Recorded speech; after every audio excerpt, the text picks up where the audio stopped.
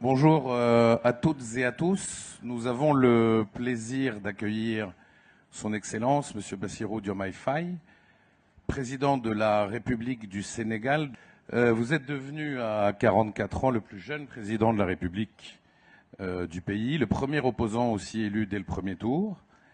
Ancien inspecteur des finances, vous incarnez avec votre formation une profonde volonté de rupture, à la fois en termes de gouvernance, mais aussi dans votre vision du développement, les relations avec les partenaires internationaux, avec en toile de fond la défense de la souveraineté du Sénégal, quels que soient les domaines, qu'il s'agisse de sécurité alimentaire, de sécurité tout court, de numérique, on va en parler.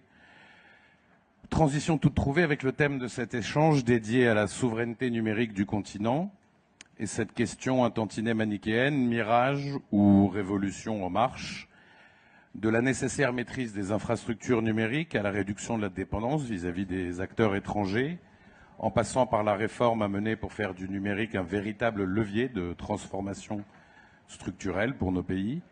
Nous allons revenir sur les choix stratégiques du Sénégal et les conditions d'une émergence d'une véritable souveraineté numérique africaine, continentale, donc durable. Monsieur le Président, on va d'abord parler de vision politique et justement, en quoi consiste votre vision de la souveraineté numérique du Sénégal et comment la conciliez-vous avec l'ouverture nécessaire, indispensable, c'est selon, avec les opérateurs étrangers?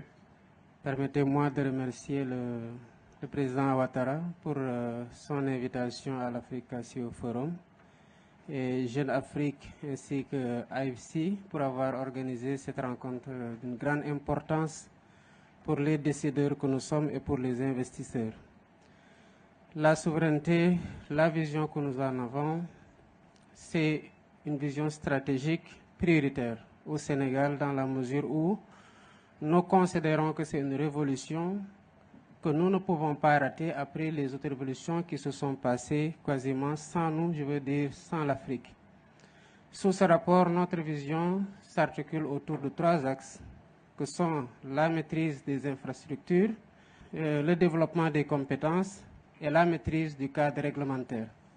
Bien entendu, cela ne veut pas dire enfermement ni autarcie, bien au contraire, nous la concevons comme une opportunité de s'ouvrir aux partenaires internationaux et en même temps de pouvoir bâtir une stratégie de collaboration qui rééquilibre les rapports au profit de l'Afrique, de nos pays, et qui nous garantisse une protection de nos données, une maîtrise de nos infrastructures à travers la construction d'infrastructures sur lesquelles nous avons le contrôle total. Nous savons que sous ce rapport, la donnée devient de plus en plus un élément extrêmement important de prise de décision pour les décideurs, mais aussi de souveraineté pour les États. Et voilà ce que nous sommes en train de faire au Sénégal, en le matérialisant par la construction d'infrastructures souveraines comme des data centers au niveau national, mais aussi en accompagnant cette politique par un renforcement des capacités des jeunes. Alors justement, la question des infrastructures est primordiale. Vous venez de parler des data centers qui sont indispensables car ils conditionnent la capacité d'un pays à maîtriser, stocker, sécuriser et traiter ses propres données. Comment vous comptez parvenir, peut-être avec le soutien des opérateurs privés, à financer et construire ces outils stratégiques sans dépendre d'acteurs extérieurs? Ça demande beaucoup d'investissements que les États ne peuvent pas, pour des pays comme ceux qui sont de la trempe de notre pays, le Sénégal et même les pays africains au-delà d'ailleurs, simplement couvrir par un investissement public. Il faut à la fois un investissement massif, tant sur le plan des investissements publics que des investissements privés. Le New Deal technologique que nous avons conçu au Sénégal, nous l'avons évalué à 1,7 milliard de dollars. Évidemment, c'est des investissements importants. Et le partenariat que nous cherchons à nouer est un partenariat qui repose sur la collaboration avec des investisseurs internationaux dans le cadre d'un partenariat public-privé, mais aussi avec l'offre locale sur laquelle nous comptons avec les partenaires qui sont dans le secteur et qui sont intéressés par un partenariat public-privé. Et sous ce rapport, il y a une collaboration parfaite que nous sommes en train de mener. Évidemment, cela demande, comme je l'ai dit tantôt, à ce que le cadre réglementaire soit assaini, pour faire en sorte que cette collaboration-là ne se fasse pas au détriment de la souveraineté que nous devons avoir sur nos données, de la souveraineté que nous devons avoir sur les infrastructures pour pouvoir en contrôler la protection, et cela ne se fait pas évidemment au détriment d'un déséquilibre que nous devons avoir à travers un contrôle sur ces infrastructures-là, mais en même temps à travers une appropriation de ces infrastructures pour qu'on puisse véritablement les exploiter à notre profit et que les données soient stockées au niveau national.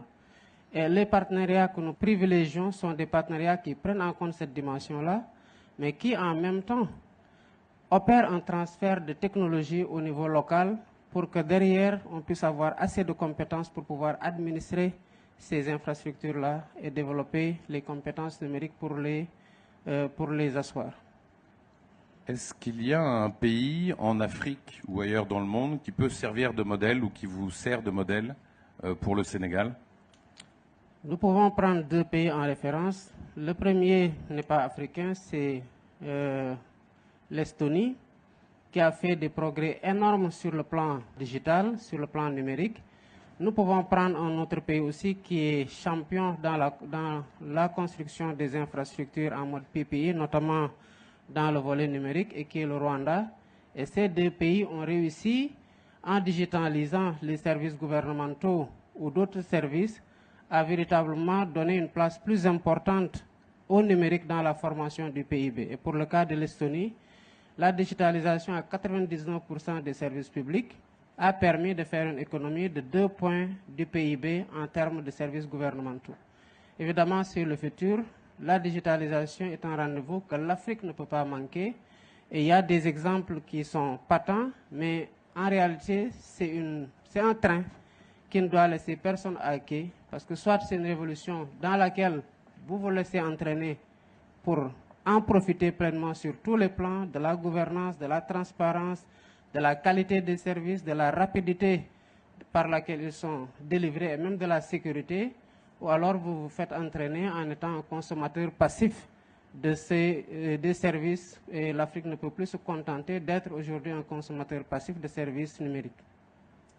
Aujourd'hui, deux grands pays dominent le secteur technologique mondial, la Chine et les États-Unis, notamment au travers d'entreprises multinationales géantes au pouvoir inédit et protéiforme. Face à ces géants technologiques, comment démontrer que la souveraineté numérique africaine n'est pas un simple slogan? Il ne peut être un simple slogan. Ça doit être une approche, une priorité, une orientation stratégique majeure pour l'ensemble des pays. Évidemment, il y a vous l'avez cité, ces deux pays qui dominent le secteur du numérique, mais en même temps, ces pays-là ne sont pas renfermés sur eux pour justement ne concevoir des outils numériques ou des services numériques que pour leur population ou pour le monde à destination de consommation uniquement. C'est aussi des pays, à travers leurs géants, qui sont capables de collaborer, par exemple dans la construction des data centers partout en Afrique aujourd'hui.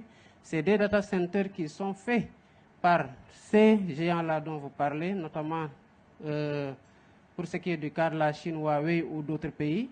Mais derrière, les pays s'assurent que le contrôle des data centers leur revienne, que la sécurité des données soit assurée par eux-mêmes et qu'il y ait une formation qui soit faite pour les talents au niveau local pour pouvoir administrer l'infrastructure. Et sur la base de cette infrastructure-là, les citoyens de ces pays-là développent des services qui sont adaptés à la demande au niveau national et à la consommation au niveau national pour pouvoir maintenant héberger ces données au niveau national. Donc la collaboration, elle s'entend, mais c'est une collaboration stratégique qui rééquilibre les rapports entre les pays opère un transfert de savoir-faire et permet de localiser les données qui sont aujourd'hui l'enjeu fondamental pour ce qui est du secteur du numérique, et ensuite maintenant de s'assurer qu'il y ait une sécurité de ces données-là au niveau national pour qu'elles ne puissent pas faire l'objet d'appropriation à l'insu des pays qui les développent. Alors on parle du niveau national, on a évoqué, et c'est un peu le but du CEO Forum, notamment pendant le panel présidentiel, la nécessité d'intégration, la nécessité de parler d'une même voix au sein du continent. Cette quête de souveraineté numérique, selon vous, pour qu'elle concerne toute l'Afrique, ça doit passer par quel canal? C'est l'Union africaine? C'est la ZLECAf? Ou alors est-ce que ça doit aussi se situer au niveau des organisations régionales, en l'occurrence celle qui vous concerne, la CEDEAO? Partout.